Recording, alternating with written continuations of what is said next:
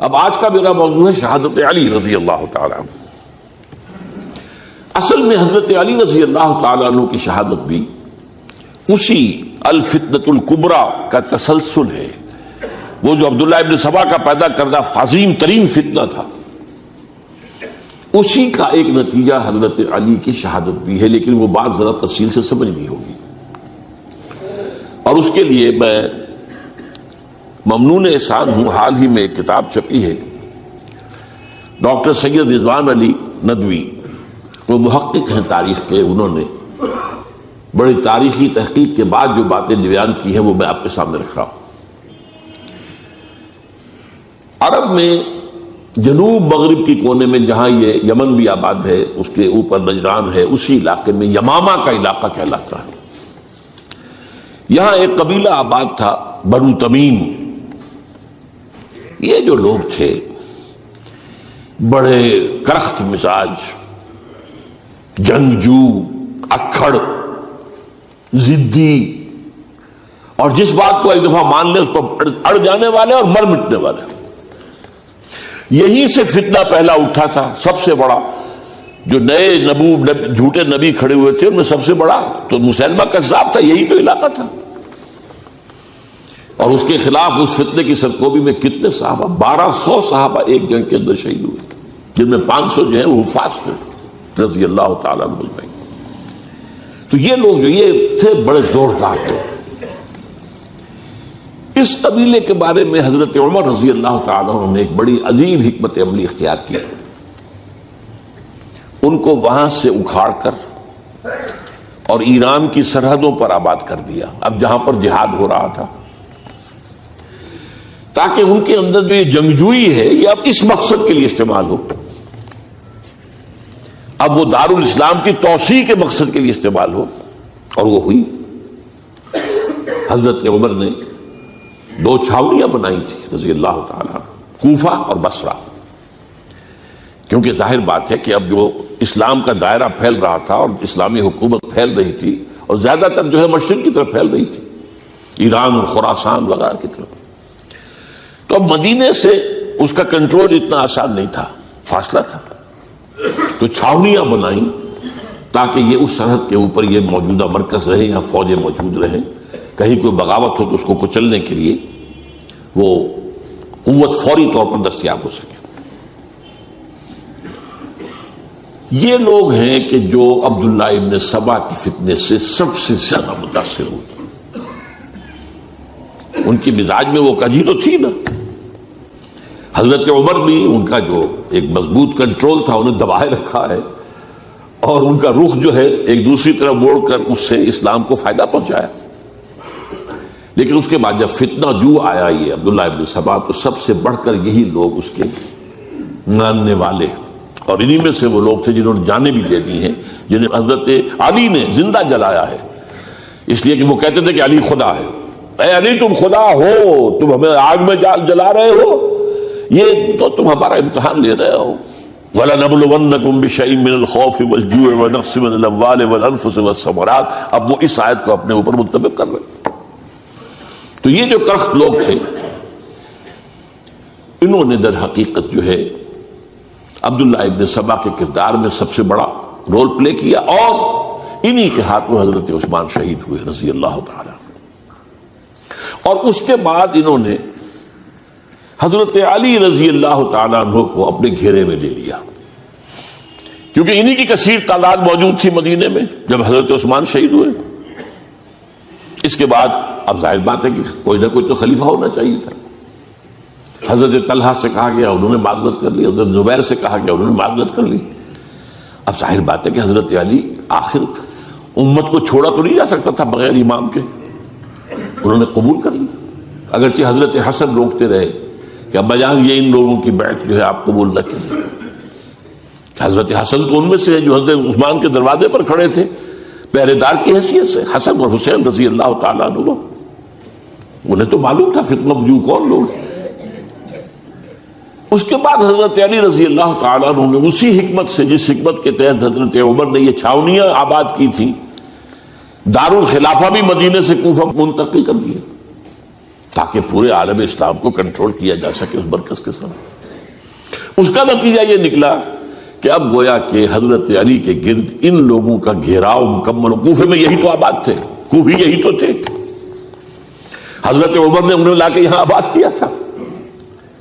جب حضرت علی نے کوفے کو اپنا دارالخلافہ قرار دیا تو گویا کہ ان کا پھر عمل دخل بہت بڑھ گیا۔ ایک طریقے سے یوں کہا جا سکتا ہے کہ انہوں نے اب حضرت علی رضی اللہ تعالیٰ عنہ کو اپنے محاصرے میں لے لیا۔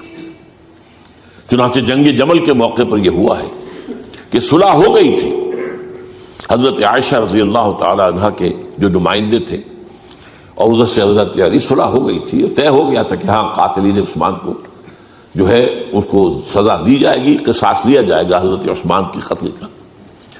لیکن ان لوگوں نے 10,000 آدمی کھڑے ہو گئے کوفے کے اندر، ہم سب قاتل ہیں عثمان کے، لو قصاص ان سے اگر لے سکتے ہو،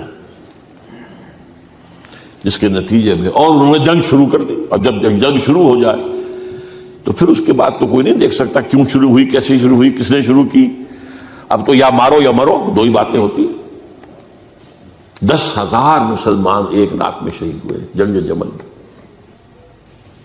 اب اس کے بعد حضرت علی رضی اللہ تعالیٰ عنہ کی خلافت جو ہے حضرت امیر معاویہ نے ماننے سے انکار کر دیا۔ جب تک قاتلین عثمان کو سزا نہیں دیتے ہم بیعت نہیں کریں گے۔ یہ نہیں کہ دعویٰ کیا ہو کہ میں خلافت کا حقدار ہوں، یہ نہیں، لیکن یہ کہ آپ کو ان کو سزا دینی چاہیے۔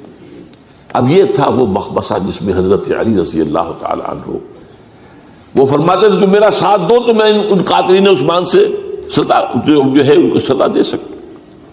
ادھر انہیں پتا تھا کہ میں سرنڈر کرتا ہوں تو مجھے علی تک تو پہنچنے کوئی نہیں دے گا، راستے میں ختم کر دیں گے رضی اللہ تعالیٰ عنہ۔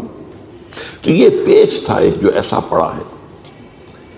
اب اس میں جب حضرت معاویہ اور حضرت علی کے مابین فیصلہ کن جنگ ہوئی، جنگ صفین جسے کہتے ہیں، جس میں 70,000 مسلمان ایک دوسرے کی تلواروں، تیروں، نیزوں سے قتل ہوئے۔ اس موقع پر حضرت معاویہ کی طرف سے ایک آفر آئی، قرآن مجید کو نیزے پر اٹھا کر لوگوں نے کہا کہ یہ خونریزی بند کر دو، ہم قرآن کا فیصلہ ماننے کو تیار ہیں۔ حضرت علی دیکھ رہے تھے کہ یہ اصل میں میری فتح کو شکست سے بدلنے کا پروگرام ہے، تقریباً فتح میری ہو چکی ہے، لیکن یہ جو طبقہ تھا یہ انہوں نے کہا نہیں بڑی ٹھیک بات کہہ رہے ہیں، وہ مانیے ان کی بات، جنگ بند کی۔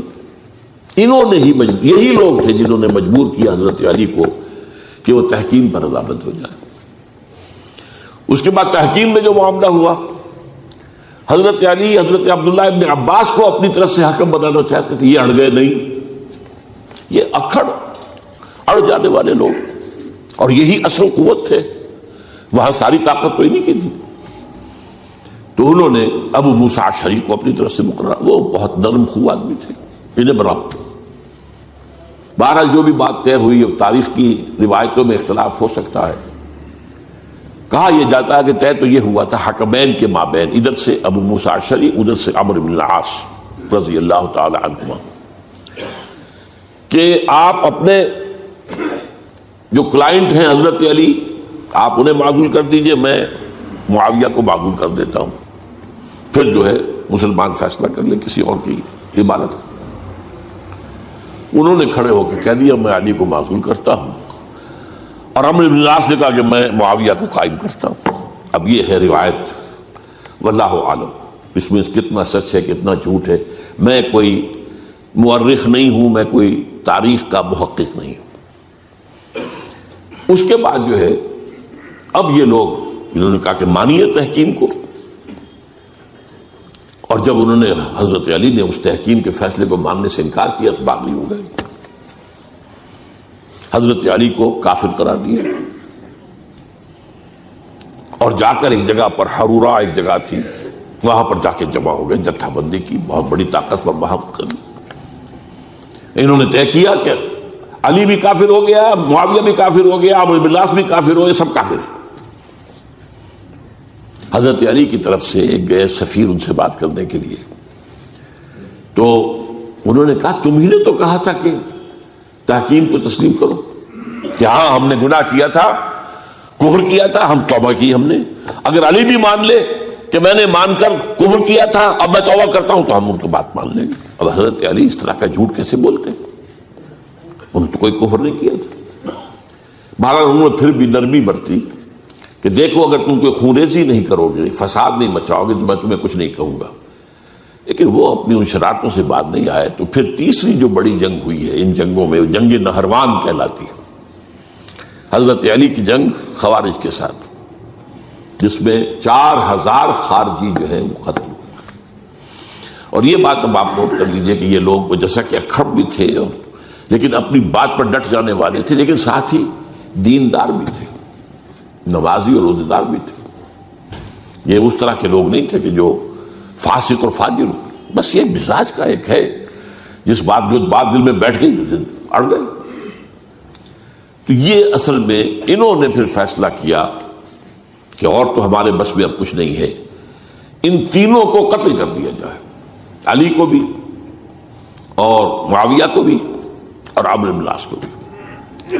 تو ایک جگہ ان کی سازش ہوئی، 3 آدمی معین ہو گئے، ایک ہی وقت کا طے فیصلہ ہو گیا، فلاں تاریخ کو فجر کے وقت تم جاؤ.